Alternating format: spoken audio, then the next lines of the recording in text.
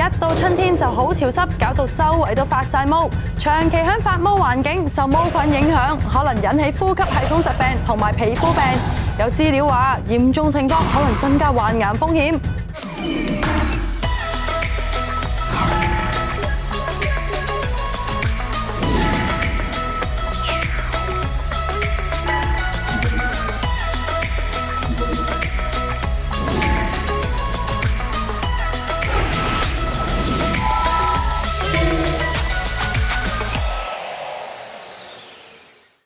住春天咧就好容易潮濕，周圍咧都會容易發毛啊！你點樣保持家居乾爽咧？咁嘅問題你都要問我，梗係用抽濕機啦。保持家居乾爽清潔咧係啱嘅，因為咧呢啲咁嘅潮濕天氣咧就會令到容易有毛菌啦，會影響身體嘅，尤其是咧就係啲長者啦、小朋友啦、過敏人士啊。冇錯，所以我哋今日就討論潮濕發毛危害健康。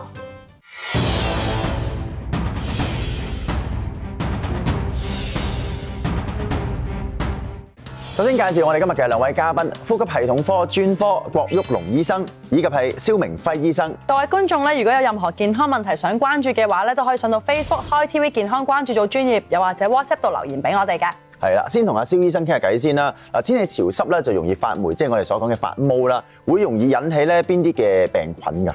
因為香港嘅天氣比較潮濕啦，可能就會容易令到啲霉菌滋生嘅，而霉菌咧就可以令到皮膚咧產生一個傳染嘅疾病啦，而通常咧都可以我哋稱為呢個皮膚真菌嘅毛病嚟嘅。咁皮膚真菌嘅毛病通常都係由皮膚癬菌去導致嘅，咁通常咧都會包括呢個毛癬菌啦、小孢子菌啦，同埋呢個表皮癬菌導致嘅咁嘅傳染嘅皮膚病咯。郭醫生啊，我想問下，即係天氣潮濕發毛啦，咁有冇話邊啲人咧就係高危，容易啲有啲病咁樣咧？其實香港天氣潮濕多毛菌咧，大家都知道㗎啦。其實毛菌咧喺我哋嘅住嘅環境入邊咧，你唔好睇佢咧黑色或者綠色一笪笪黐喺埲牆度啦。當咧濕度上升、溫度上升咧，其實佢不停咁樣釋放一啲小嘅種子或者孢子出嚟嘅。咁喺空氣入邊，雖然我哋肉眼睇唔到啦，但係其實我哋不停喺度吸入去嘅。吸入去個下呼吸道咧，其實主要有兩種嘅唔同嘅疾病啦。第一咧就係氣管敏感、哮喘啊，會引發到一啲氣管敏感嘅人士咧，去直情變成哮喘發作都會嘅。第二更加嚴重咧，就變成下呼吸道嘅感染啦。孢子吸咗入去個肺部咧，直接開始生長，跟住變成感染。輕則咧可能係氣管炎、肺炎，嚴重嘅咧有啲叫做入侵性嘅肺炎嘅。即係咧嗰個毛菌咧，唔單止啦喺個肺嘅組織度生長啦，佢個感染咧食穿咗肺組織進入去個血管入邊添嘅，會除咗會痛啦，會咳血啦，甚至乎會令到一啲肺組織壞死。高危一族啊，年紀大啊，或者個免疫系統能力又降低嘅人士咧，個死亡率都相當之高嘅。我即係又有機會會勁過一啲即係可能係啲病毒性嘅肺嘅感染添㗎咯，係嘛？冇錯啦，嗱，我哋如果見到一啲嘅真菌類嘅肺部嘅感染咧，通常咧都唔係一啲肺部健康或者身體健康嘅病人嚟㗎啦，可能都係年長啦，又或者特別年幼啦，又或者有啲慢性嘅疾病，例如糖尿病啊，慢性嘅肺病，例如哮喘啊、慢阻肺病啊、支氣管擴張啊，又或者肺部結疤、肺纖等等咧，佢局部或者整體身體個抵抗力咧都比較差啲嘅。當毛菌咧進入咗個肺部咧，基本上咧好似擋佢唔住咁咧，不停喺度生長嘅。嗱，大部分咧治療咧都需要一啲比較重啲嘅抗毛菌嘅藥物啦。咁但係近年咧就因為咧好多例如農業國家啊，喺種植一啲農業嘅時候咧，用好多抗毛菌嘅啲藥物啊，令到環境入邊嘅毛菌咧開始咧對一般常用嘅藥物咧有啲嘅抗藥性，令到咧呢類型嘅病人咧個治療咧越嚟越困難嘅。之前有報道就話咧，英國有位2歲嘅男童咧，因為屋企就長期就發毛啦，咁就引起一啲嚴重嘅呼吸系統疾病而死亡。咁郭醫生其實點解會有咁嘅情況咧？嗱，其實咧我哋喺家居入邊咧，如果啦嚇喺春天比較潮濕，尤其是咧我諗如果喺香港啦嚇，你又開下冷氣，又熄下個冷氣咧。其實咧個牆壁上邊咧有好多可能肉眼睇唔到嗰啲小水珠咧，亦都助長到咧個霉菌咧或者毛菌咧生長得都幾多下嘅。如果我哋唔注重嗰個清潔，又或者誤察覺，例如喺啲家私同牆壁之間嗰啲空位啊，喺個浴室啊、廚房呢啲濕度比較高嗰啲地方，你又唔特別去清潔佢咧，空氣入邊嘅毛菌嗰啲孢子嘅濃度可以好高嘅。如果真係長期日日係咁吸嘅話咧，可以咧嗰個感染嗰個劑量，第一劑進入去個肺部嗰啲種子可能好多，佢一發出嚟咧可以一發不可收拾嘅。就以英國嗰2歲嘅小朋友嘅例子嚟講咧，佢仲要感染一種咧毒性比較高、致病率比較高嘅叫做霧黴菌添。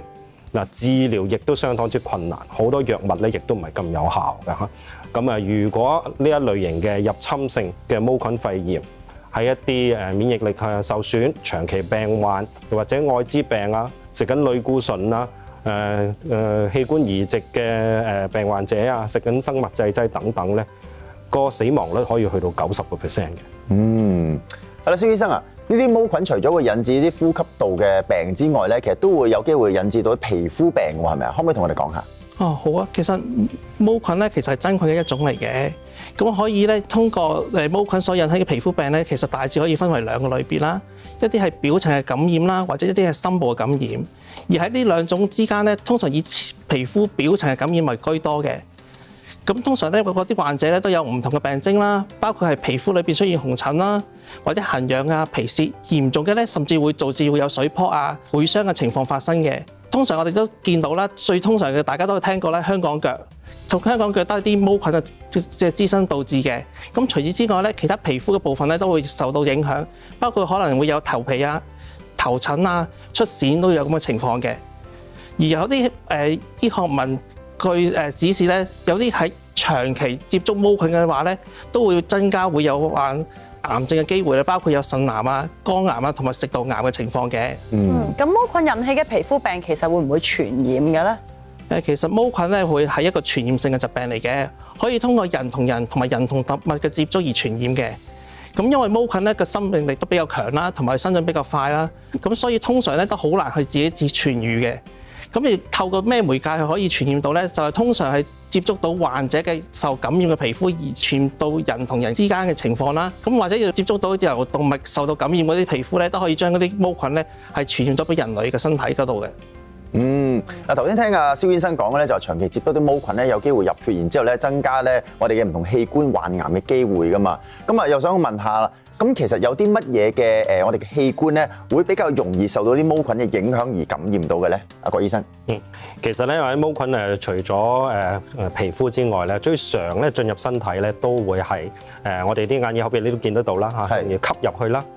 同埋咧喺有黏膜嘅身體嘅地方，例如下身啊，又或者咧係口腔啊，都有時咧都會生長到一啲嘅毛菌嘅。食咗發毛嗰啲嘢係咪都會㗎？嗱，如果以進食嚟講咧，一般正常免疫能力嘅人士咧，都唔係咁容易會感染到毛菌嘅，因為我哋個胃酸本身咧已經將佢哋全部都殺晒㗎啦。明白。咁我哋休息一陣，轉頭翻嚟咧，繼續講下呢個潮濕毛菌引嚟嘅疾病啊。春天天氣潮濕，有唔少人都會皮膚病發作。喺中醫嘅角度，點樣治療皮膚病呢？陳醫師啊，點解咧喺春天咧特別多人咧有皮膚病發作啦？同埋邊類體質嘅人咧容易有皮膚病咧？香港春天咧比較潮濕嘅，大部分香港人咧10個基本上9個都係寒濕體質，中意食啲生冷凍嘢啊，脾胃入邊咧寒濕比較勁。咁一般嚟講咧，寒濕重嘅時候咧，再加埋外邊個春天咧濕氣重，即係話外濕同埋內濕咧會互相影響。咁互相影響嘅時候咧，你身體入面啲毒素咧就會谷咗喺個肌表，即係個皮下。咁你皮下啲毒素多嘅時候咧，佢就會刺激嗰個免疫功能，會令到啲毒咧進一步排翻出去。而呢一個動作咧，會令到個皮膚病咧會爆翻出嚟。咁其次咧，當你潮濕嘅時候咧，你皮膚屏障功能其實係下降嘅。皮膚屏障係保護個身體㗎嘛，保護啲外界啲菌，防止佢入嚟㗎嘛。而家皮膚屏障跌咗落去，咁你個皮膚咁咪進一步點樣啊？爆發咯，咁你個皮膚病咪出咗嚟咯。喺中醫角度咧，點樣治療皮膚病咧？喺中醫角度咧，唔同嘅皮膚病個治療其實係唔一樣嘅。譬如話你牛皮癬啦、濕疹啦、真菌感染啦、蕁麻疹啦、風爛嗰啲嘢咧，其實個症型都係唔一樣嘅，個病情都唔一樣，所以其實治療咧都係分開嘅。但有一點咧係相同嘅，係咩咧？就係首先排晒身體入邊啲毒素先，無論你啲寒濕又好、濕熱又好、淤血又好，總之身體入邊啲毒素，第一時間我哋中醫角度會排咗先，排晒啲毒之後，我哋再恢復翻佢自身個氣血功能啦、肝腎功能啦，促進翻個新陳代謝，加強翻佢嗰個免疫力，個免疫功能升到上去，再加強翻個皮膚屏障，咁即係話啲菌第一入唔到嚟。通過表皮入唔到嚟，第二食翻去嘅毒素，你通過加強咗肝腎功能，加強咗你個自身個抵抗力，咁你身體識得幫你分解啲毒素，識得幫你分解、幫你排翻出去，咁所以呢一樣嘢內在同埋外在都感染唔到嘅時候咧，咁先可以做到個防止翻發同埋斷尾嗰個作用。咁有冇啲咩穴位可以即時止痕啊，或者係可以改善到皮膚病嘅問題咧？皮膚病咧，大部分咧同啲濕係密切相關嘅，只要可以去到啲濕咧，基本上都可以止到痕嘅。譬如話我哋臨床咧有啲穴位，譬如話竹山里啊、豐隆啊、陰陵泉啊、山陰交啊，其實呢一啲穴位咧係可以明顯可以化到啲濕，養到個氣血，增強到個免疫力嘅。咁通常咧撳完之後咧，個皮膚痕方面就可以得到個舒緩嘅一個作用嘅啦。有冇啲咩湯水咧啱春天飲可以改善皮膚問題咧？呢一度咧，我介紹一個比較百搭嘅湯水，無論你係邊一個皮膚病嘅症型，寒濕型啊、濕熱型啊、血虛風燥啊、抵抗力差等等，都飲得嘅湯水。咁咧，通常咧我哋會加啲土茯苓啦，加啲赤小豆啦、生薏米、熟薏米啦、白華金啦、茵陳啦，同埋牛黃。咁呢一啲咧，通常我哋會加埋冬瓜、加埋佛手瓜、加埋淮山落去，加強一個祛濕嘅一個作用。首先咧，將淮山同埋冬瓜切皮。然之後將啲藥材咧、食物咧洗乾淨，洗乾淨之後咧，大火煲6滾，轉翻細火煲翻1個鐘，咁就 OK 噶啦。製作非常之簡單。唔該晒醫師，大家咧聽住醫師所講嘅，仲要注意衛生、作息定時，希望令到皮膚都更加健康啦。春天咁潮濕，響室內晾衫，響冇窗嘅黑廁沖涼，係咪令發毛情況更嚴重？點樣避免毛菌繁殖？點樣治療受毛菌影響嘅呼吸系統疾病同皮膚病？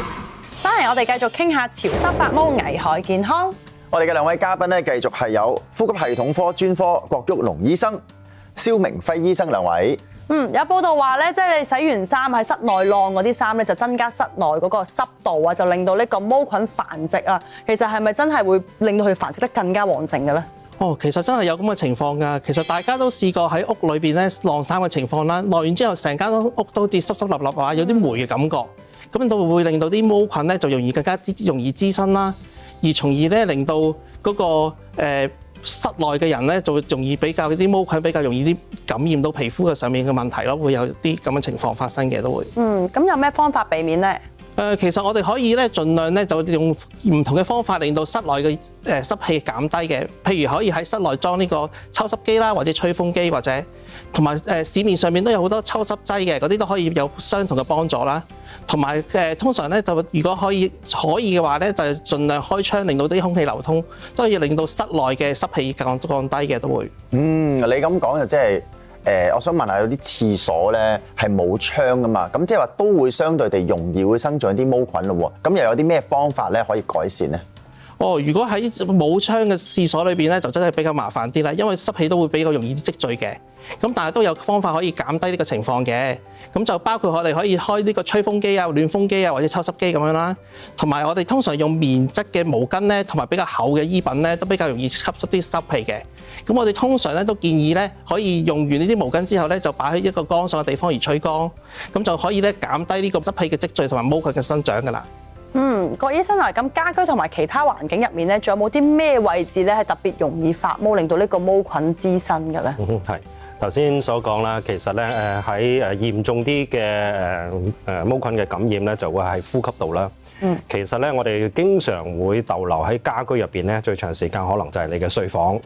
咁啊，大家可能要留意啦。夏天、春天都到啦。咁睇下牆角4個角會唔會有啲黑色嘅點點，可能要清除啦。冷氣機周邊咧特別多一啲水珠會積聚喺度嘅，要抹清楚究竟會唔會啲毛菌要抹咗佢啦。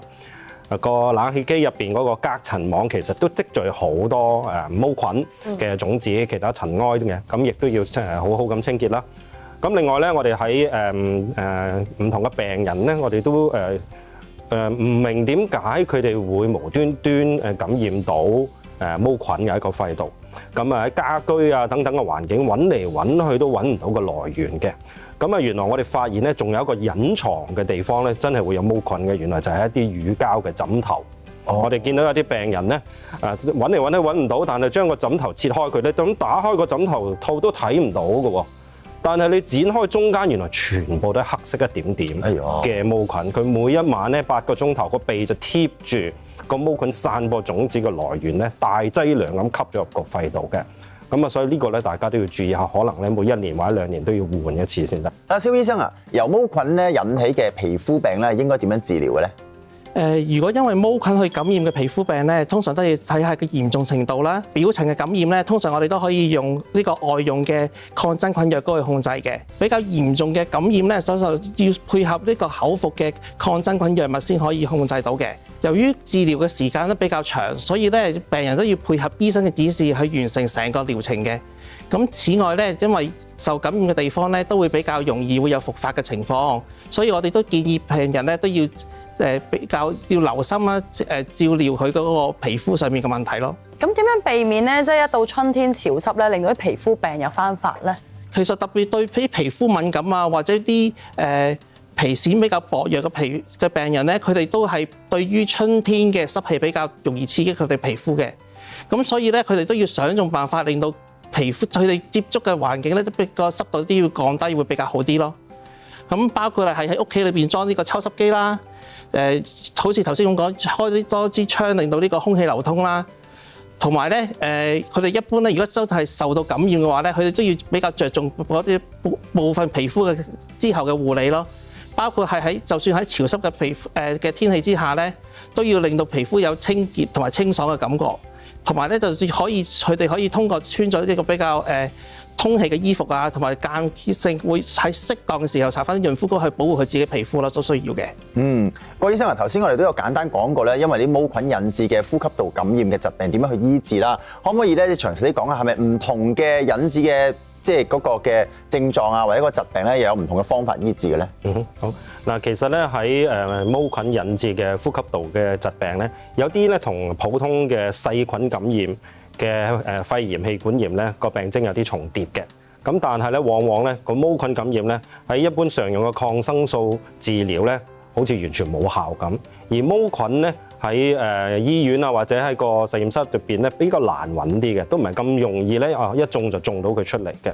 咁當我哋揾到佢嘅時候咧，往往個病人可能已經即係個病發咗一段時間㗎啦。咁治療咧亦都可能遲咗啲咁樣啦。嗱，咁所以咧喺個治療上邊咧，無論個疾病嘅嚴重性啦，個診斷嗰個難度啦，同埋藥物抗藥性嗰個常見度咧，都會令到嗰個治療個成效咧會比較差啲嘅。咁如果呢個呼吸系統疾病情況比較嚴重咧，應該要點樣處理咧？嗱，其實咧唔單止去到嚴重啦，其實一開始如果呢個病人本身係高危一族嘅，例如長者啦，免疫力受損啦，用緊一啲藥物會壓抑免疫系統啦，糖尿病啦、慢性肺病等等嘅病人咧，如果出現下呼吸道嘅病徵咧，應該盡快去求診嘅。咁喺專科醫生，我哋會盡量去盡早做一啲合適嘅診斷嘅檢查啦，睇下會唔會係一啲嘅毛菌感染，俾合適嘅治療。呢啲毛菌感染嘅呼吸道病咧，容唔容易翻發㗎？即係會唔會一到春天又發毛啦，又嚟過咁樣嘅咧？係會嘅。嗱，本身咧毛菌嘅感染咧，唔會話感染完一次咧，下次就有抵抗力，就冇呢樣嘢嘅。咁所以如果你個環境入邊持續都有一個毛菌嘅來源，你本身亦都有一個高危嘅患者嘅話咧，咁重複有毛菌感染咧，亦都係一個唔係罕見嘅一個情況嚟嘅。今日唔該晒兩位嘉賓啊！大家記得咧保持家居清潔，避免發毛啦。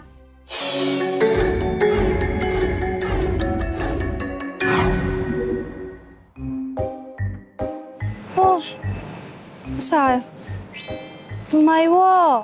聽人講咧曬太陽咧對身體有益㗎喎，但係點曬先好咧？ Danny 醫師啊，係咪有啲咩特別嘅曬太陽方法咧，可以令到身體更加強壯㗎？有㗎 Vincy。嗱，其實咧，我哋身體有一條叫做足太陽膀胱經，就喺我哋個背脊嘅。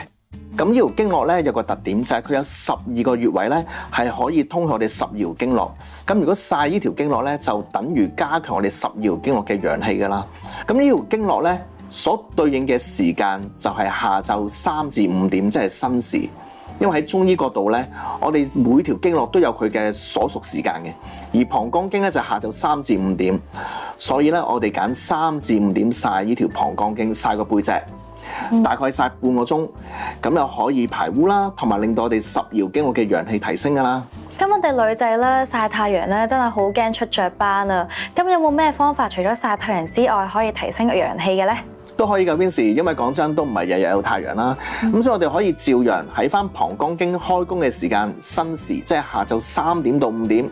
我哋用個電熱氈鋪喺個背脊度，即係嗰條膀胱經，咁啊敷幾耐咧？大概30分鐘，咁啊等於曬太陽可以提升我哋嗰10條經絡嘅陽氣㗎。好，明白晒。咁大家咧記得聽 Danny 醫師講啦，咁曬太陽咧就可以曬到啲太陽啦。如果唔曬太陽嘅，都可以用電熱氈㗎。